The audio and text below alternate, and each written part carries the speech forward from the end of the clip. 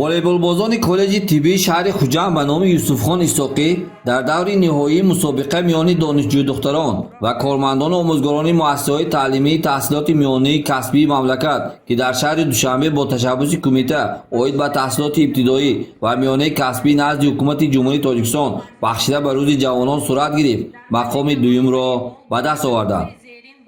ба ин муносибат истиқболи тантанавии ғолибон дар саҳни бинои коллеҷи тиббии шаҳри Хуҷанд сурат гирифт.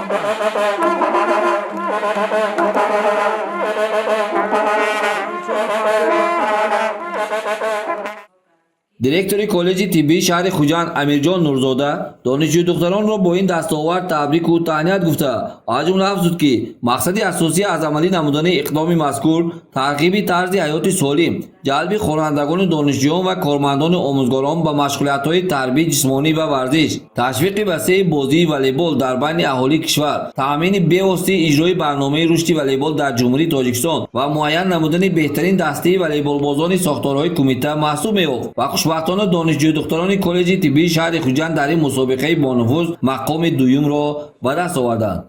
таъкид шуд, ки коллеҷи тиббии шаҳри Хуҷанд ба номи Юсуфхон Исоқӣ дар қатори дигар муассисаҳои таълимӣ дар татбиқи сиёсати давлатии ҷавонон саҳми назаррас дошта, сиёсати муваффақона ва ҷавонпарваронаи роҳбарияти кишвар ва ҳукумати мамлакатро дар самти татбиқи сиёсати давлатии ҷавонон идома дода, барои фароҳам овардани шароити мусоид барои рушди ҷавонон аз тамоми имкониятҳо истифода мебарад.